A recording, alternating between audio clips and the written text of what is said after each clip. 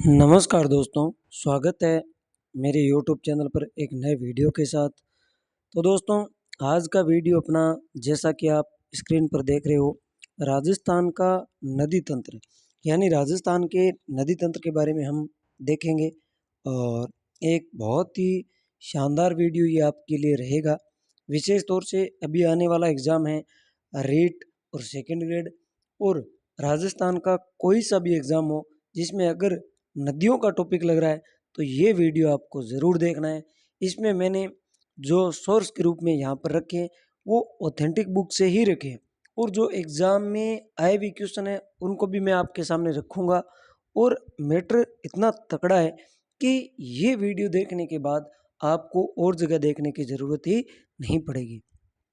इस वीडियो में हम देखेंगे कि कौन सी नदी किस खाड़ी में जाके गिरती है, कौन सी उसकी सहायक नदियाँ हैं, कौन से उस पर जलप्रपात बने हुए हैं, कौन यानी नदियों के बारे में हर एक चीज़ को हम यहाँ पर कवर करेंगे। तो आइए वीडियो की करते हैं हम शुरुआत। आज नदियों का सामान्य परिचय हम देखेंगे कि कौन सी नदी किस सागर में गिरती है, कौन सी उसकी सहायक नदियाँ हैं और कौन से जलप्रपात है, कितना जल ग्रहण क्षेत्र है, ये आज हम देखेंगे। इसके बाद आने वाले वीडियो में हम देखेंगे एक एक नदियों को लेकर कि कौन सी किसकी सहायक है, कहाँ से उद्गम स्थान है, कहाँ जाके गिरती है, वो सब आज एक बेस है, यहाँ से भी क्वेश्चन बनते हैं। तो आइए वीडियो की करते हैं शुरुआत। अगर आप चैनल पर नए हो तो चैनल को कर देना सब्सक्राइब और अपने दोस्तों के साथ शेयर भी ज़रूर कर देना। तो देखिए, सबसे पहले नदी तंत्र। राजस्थान में नदी तंत्र 3 प्रकार से बहती है। ये आपको ध्यान में रखना है कि आंतरिक प्रवाह तंत्र यानी राजस्थान का जो आंतरिक प्रवाह तंत्र है वो कुल अपवाह क्षेत्र का कितना प्रतिशत है, ये भी ध्यान में रखना है। एग्जाम में यहाँ से भी क्वेश्चन आते हैं। तो पहली चीज़, आंतरिक प्रवाह जो है ये राजस्थान के कुल अपवाह तंत्र का कितना प्रतिशत है? 60%, लगभग 60% है। 2 नंबर पर कौन है? बंगाल की खाड़ी कितना प्रतिशत अपवाह तंत्र का रखता है? 24%। और 3 नंबर पर कौन सी? अरब सागरीय नदी तंत्र, जो कुल अपवाह तंत्र का कितना प्रतिशत है? 16%। पहली चीज ये ध्यान में रखनी है, क्वेश्चन आएगा, आया भी है और आपको ध्यान में रखना है भविष्य में आएगा भी। आंतरिक अपवाह तंत्र राजस्थान के कुल अपवाह तंत्र का कितना प्रतिशत भाग है? तो 60%। बंगाल की खाड़ी नदी तंत्र का अपवाह तंत्र का कुल कितना है? 24। और अरब सागरीय नदी तंत्र 16%। तो ये तो था अपवाह तंत्र का कुल प्रतिशत। और जो नदियों के बहाव क्षेत्र है वो अलग अलग, आंतरिक नदियों में कौन सी आएगी, बंगाल खाड़ी नदी तंत्र में कौन सी आएगी, अरब सागरीय नदी तंत्र में कौन सी आएगी, ये हम सभी देखेंगे। वैसे आंतरिक अपवाह तंत्र की ये विशाल है, इसको भी हम देखें, थोड़ी नदियाँ अलग ही रखेंगे इसको। इसमें भी क्वेश्चन बनते हैं, बार बार आते हैं। इसमें भी हम देखेंगे कि सांभर में कौन सी गिरती है, वो भी अलग से हम देखेंगे। तो आइए आगे बढ़ते हैं। सबसे पहले अरब सागरीय नदी तंत्र यानी अरब सागर में जो नदियाँ गिरती है उसको देखते हैं। यहाँ से प्रत्यक्ष रूप से सीधी ये नदियाँ देखिए, लूनी नदी, भाई लूनी नदी, पश्चिम बनास, साबरमती, माही नदी। अप्रत्यक्ष रूप से भी पूछा जा सकता है, जैसे लीलनी नदी किस महासागर में गिरती है, किस ओर बहती है? तो अरब सागर में। ये भी आपको ध्यान में रखना है, क्योंकि प्रत्यक्ष तो लूनी नदी है, ये तो इसकी सहायक है, ये तो लूनी नदी में मिल जाती है। कभी कभी अप्रत्यक्ष रूप से भी पूछ लिया जाता है, तो आपको हर ओर से तैयार रहना है। सबसे पहले लूनी नदी जो अरब सागर में गिरती है। अब लूनी नदी की राजस्थान का उद्गम कहाँ है, कौन से पहाड़ी क्षेत्र से होती है, कौन कौन से जिलों से बहती है, ये हम अलग से देखेंगे। यहाँ सीधे आपको बताया है कि इसकी सहायक नदियाँ, ताकि आपको एक जगह मिल जाए, एक जगह हर चीज़ एकत्रित कर दी है मैंने। तो सबसे पहले लूनी नदी की सहायक नदियों की बात करें तो लीलनी, मीठड़ी, बांडी, जोजड़ी या जोजरी भी नाम आ सकता है, सुकड़ी, जवाई और सागी। ये जो ब्रिकेट में दिया है, ये बांडी नदी की सहायक नदी है कौन सी? गुहिया। जबकि जवाई नदी की सहायक नदी कौन सी? खारी और मंतई। और ये खारी नदी आपको कई नदियों की सहायक नदी मिलेगी, जैसे बनास की भी मिलेगी और पश्चिम बनास की भी मिलेगी। तो अलग अलग जगह पर हमें ये खारी नदी सहायक नदी मिलेगी। तो ये एक ही नहीं है, 2-3 नदी है सहायक नदियाँ। तो सबसे पहले लूनी की हमने देख ली, कौन कौन सी है? लीलनी, मीठड़ी, बांडी, जोजड़ी, सुकड़ी, जवाई और सागी। वहीं जवाई नदी की सहायक नदी की बात करें तो खारी, मंथाई, और बांडी नदी की बात करें तो गुहिया। एग्ज़ाम में बार बार क्वेश्चन आता है यहाँ से। इसकी और जो विशेषता है लूनी नदी की, वो हम लूनी नदी में देखेंगे जब इसको एक विस्तृत रूप में देखेंगे। आगे बढ़ते हैं। दूसरी नदी अगली है पश्चिम बनास। तो पश्चिम जो बनास नदी है वो और इसकी सहायक नदियाँ कौन कौन सी है?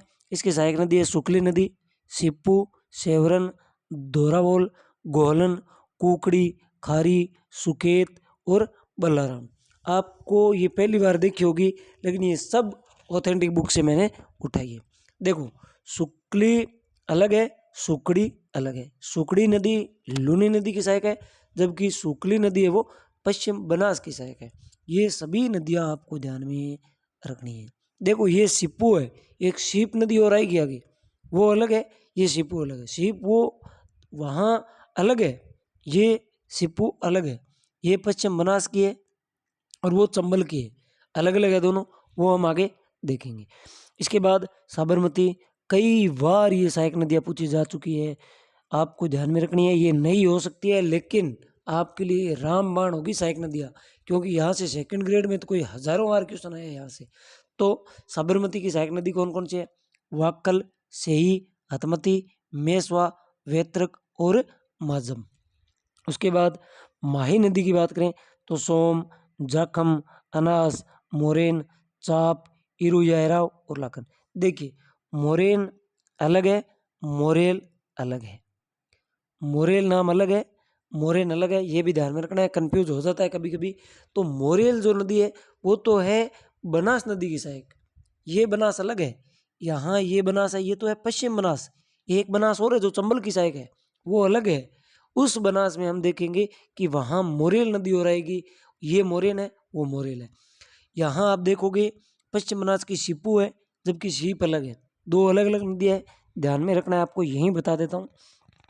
सोम, जखम, अनास, मोरेन, चाप, इरु याराव और लखन, ये सभी नदियाँ किसकी सहायक नदी है? माही नदी की सहायक नदियाँ हैं। आगे देखें तो अब बढ़ते हैं आगे। अब आएगी चंबल नदी की प्रमुख बंगाल की खाड़ी का नदी तंत्र।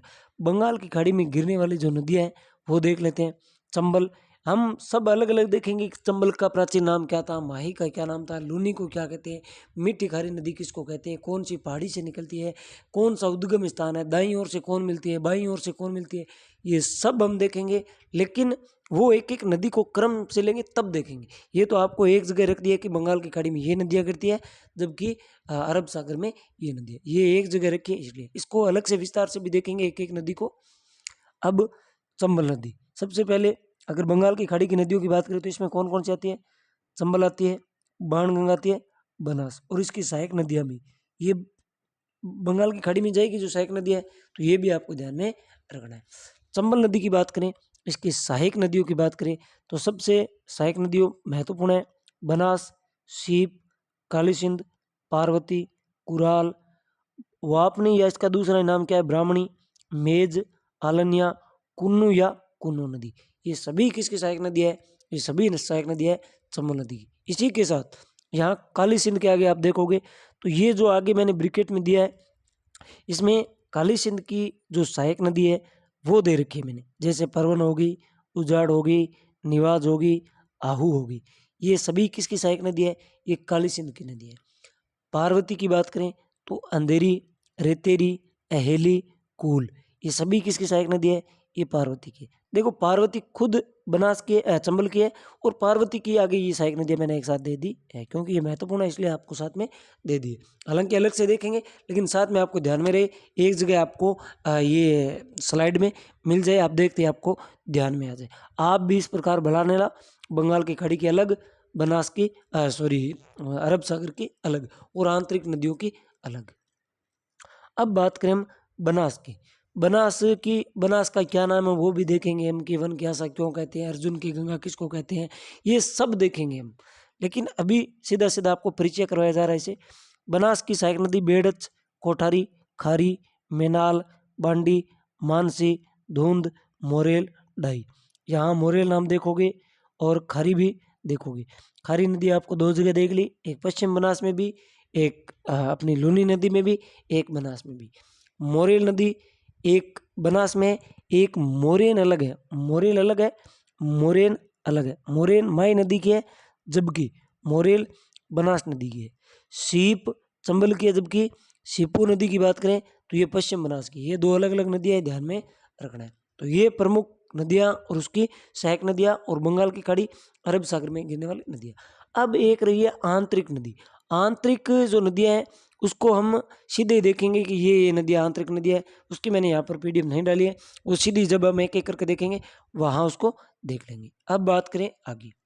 अब कुछ त्रिवेणी संगम है राजस्थान की नदियों पर, कुछ त्रिवेणी संगम है वो भी देख लेते हैं। सबसे पहला कि बिगोद है। इस बिगोद देखिए ऊपर नाम स्थान दे दिया, नदी दे दी, जिला दे दिया। त्रिवेणी संगम बनास बेड़च और मेनाल नदी के त्रिवेणी संगम को कहते हैं बिगोद। जो बिगोद नामक स्थान पर है ये त्रिवेणी संगम मिलता है आकर बिगोद। और ये स्थान कहाँ पर है? ये है भीलवाड़ा जिले में। बनास बेड़च और मेनाल नदियों का जो संगम है बिगोद में, इसलिए बिगोद भी कहा जाता है इस संगम को। तो ये है भीलवाड़ा में। दूसरा माही सोम और जाखम या सोम माही जाखम का त्रिवेणी संगम बेणेश्वर धाम कहलाता है। कहाँ पर है? डूंगरपुर में। उसके बाद बनास चंबल और सीप या चंबल बनास सीप का जो संगम है उसको कहते हैं रामेश्वरम घाट। और ये घाट कहाँ पर है? सवाई माधोपुर में। बनास डाई और खारी इनका त्रिवेणी संगम राजमहल कहाँ पर? टोंक में। ये ध्यान में रखना है कि बिगोद जो त्रिवेणी संगम है उसमें कौन कौन सी नदी आती है? तो बनास बेड़च और मेनाल। बेणेश्वर धाम जो त्रिवेणी संगम है कौन कौन सी नदी आएगी? माही सोम जाखम। रामेश्वरम घाट त्रिवेणी संगम है कौन कौन सी नदी आएगी? बनास चंबल और सीप। राजमहल त्रिवेणी संगम है उसमें से कौन कौन सी नदी आकर मिलती है? तो बनास खारी और डाई। बिगोद का है भीलवाड़ा में, बेणेश्वर का है डूंगरपुर में, रामेश्वर घाट का है सवाई माधोपुर में, राजमहल का पर है टोंक में।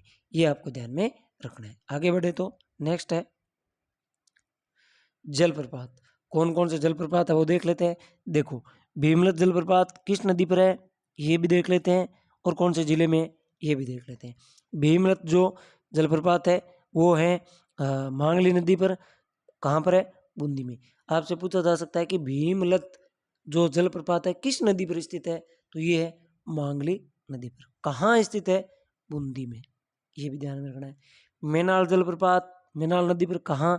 भीलवाड़ा में। चूलिया जलप्रपात सबसे ज्यादा अगर कोई क्वेश्चन पूछता है तो ये पूछता है कि चूलिया जलप्रपात किस नदी पर है? चंबल नदी पर। कहाँ पर है? चित्तौड़गढ़ में। ये ध्यान में रखना है। आगे बढ़ते हैं अब नेक्स्ट। ये क्षेत्र है केटमैच एरिया यानी जल ग्रहण क्षेत्र। सर्वाधिक जल ग्रहण क्षेत्र किस नदी का है? तो सर्वाधिक जल ग्रहण है बनास नदी का। कितना है? तो 46,570 वर्ग किलोमीटर। और ये जो मैंने जो जितने भी आंकड़े रखे हैं सारे के सारे ऑथेंटिक बुक से ही है। ये भी आपको ध्यान में रखना है। हरिमोहन सक्सेना हो, डॉक्टर भल्ला जी की हो, चाहे राजस्थान के सरकारी आंकड़े हो, वहाँ सभी से। तो सबसे ज़्यादा जल ग्रहण क्षेत्र किसका है? बनास नदी का। कितना है? 46,570 वर्ग किलोमीटर में। अगर हम प्रतिशत की बात करें तो कितना प्रतिशत है कुल जल ग्रहण क्षेत्र का? तो 27 पॉइंट ये हो गया 48%। कुल कितना? 27.48 जल ग्रहण, यानी कुल जल ग्रहण का क्षेत्रफल है ये 27.48 या 48%, अगर सीधे ही याद रखो तो। आगे 2 नंबर पर कौन है? सर्वाधिक जल ग्रहण क्षेत्र किसका है? लूनी नदी का। कितना? 34,225 वर्ग किलोमीटर। कुल जल ग्रहण क्षेत्र का कितना? 20.21%। 3 नंबर पर कौन है? चंबल नदी। कितना है? 29,110 वर्ग किलोमीटर। कुल जल ग्रहण का प्रतिशत 17.18%। उसके बाद माही नदी की बात करें तो माही नदी का कुल कितना है? 16,030। 4 नंबर पर है। कुल कितना है? 9.46%। तो ये जल ग्रहण क्षेत्र था। इंग्लिश नाम आपको ध्यान में रखना है विशेष तौर से। एग्जाम में आपको यही देखना है कि इंग्लिश वर्ड क्या दे रखा है। तो सबसे ज्यादा जल ग्रहण क्षेत्र किस नदी का है? बनास नदी का। 2 नंबर कौन है? लूनी नदी। 3 नंबर कौन है? चंबल। 4 पर कौन है? माही। कितना है ये भी, और कितना प्रतिशत है ये, दोनों ही ध्यान में रखना है।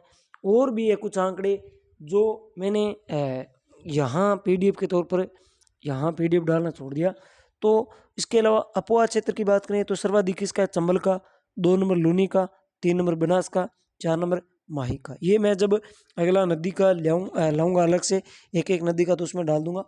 और सबसे ज़्यादा जल उपलब्धता के आधार पर किसका है, चंबल का 1 नंबर, बनास 2, माही 3, लूनी 4 इस प्रकार है। नदी बेसिन में भी बात करें तो नदी बेसिन में सर्वाधिक किसका है, लूनी का 2 नंबर, बनास 3, चंबल 4, माही। लेकिन आपने यहाँ सुना ही है सिर्फ, इसकी मैं अलग से पीडीएफ डालूंगा, तो वो अगले वीडियो में डाल दूंगा। इसमें मैंने नहीं रखी है, ये छूट गया साथ में। तो इसमें ये जल ग्रहण क्षेत्र का था। और आगे जो आएगा, अब हम एक एक नदी को देखेंगे, आंतरिक प्रवाह की नदियाँ देखेंगे, अरब सागरीय नदियों को देखेंगे, बंगाल की खाड़ी की नदियों को देखेंगे, कौन सी दाएं से मिलती है, कौन सी बाएं से, कौन सी सहायक है, क्या प्राचीन नाम है, नवीन नाम क्या है, कितना किलोमीटर में है, सबसे लंबी नदी कौन सी है, सब देखेंगे। लेकिन वो अगले पार्ट में, ये छोटा सा आपके सामने रखा है एक विवरण के तौर पर। तो इस वीडियो को मिस मत कर देना। यहाँ से भी जो अभी तक मैंने आपको चीज़ें बताई है, इससे कोई हज़ारों क्वेश्चन एग्जाम में आ चुके हैं। तो मिलते हैं अगले वीडियो में, इस वीडियो को विस्तार से लेकर। तब तक के लिए धन्यवाद दोस्तों।